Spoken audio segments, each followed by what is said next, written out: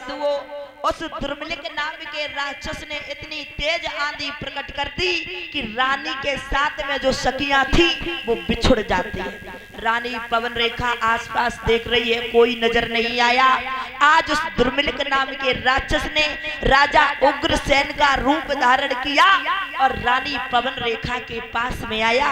रानी पवन रेखा ने जिस समय देखा तो मन में विचार किया कि मेरे स्वामी हमें लेने के लिए आए। एकदम से गले से लिपट गई, बोली नाथ, अरे मैं तो घबराई गई थी, अगर आप नेक ना आते तो मेरी तो जान ही निकल गई थी।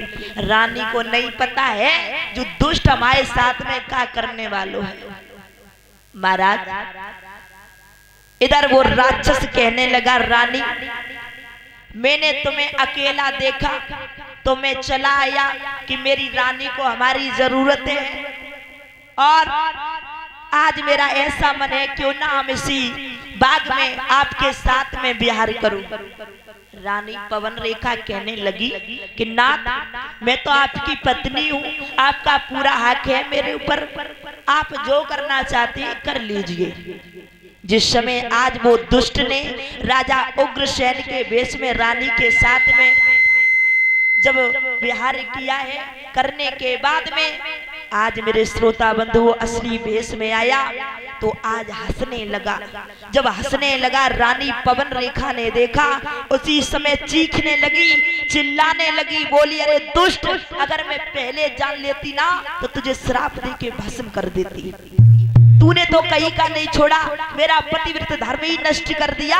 मैं कैसे अपने पति के सामने जाऊंगी, कैसे मुंह दिखाऊंगी।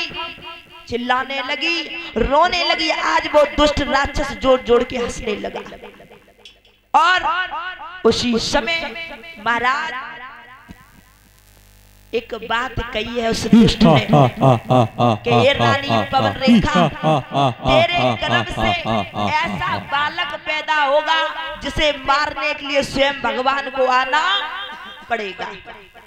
रानी एकदम कहने लगी, अरे दुष्ट, तेरा जैसा राक्षसी पैदा होगा।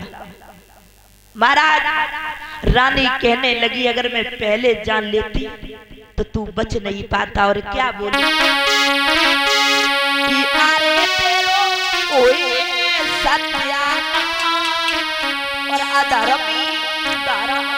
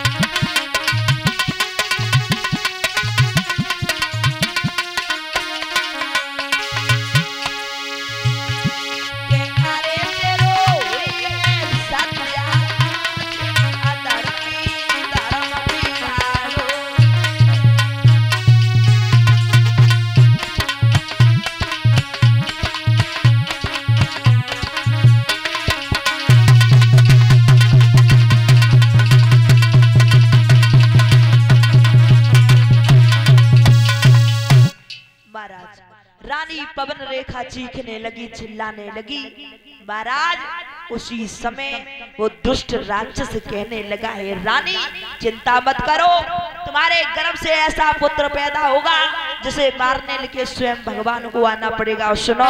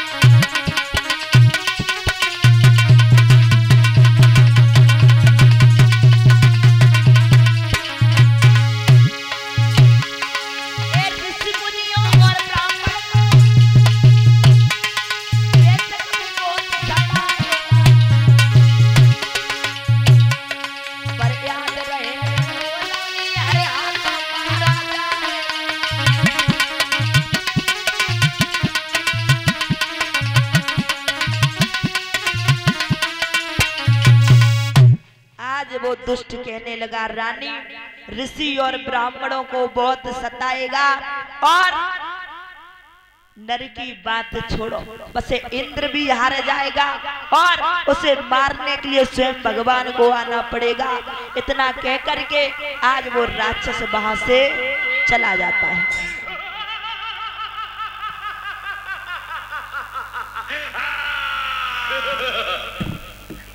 महाराज जिस समय वो राक्षस वहां से चला गया, इधर सारी सखियां पास में आई, कहने लगी, बेन इतनी तेज आंधी आई, अरे बेन हम तो तेरे साथ से छूट गई, ऐसा कर अब घर के लिए देरी हो रही है, जल्दी चल।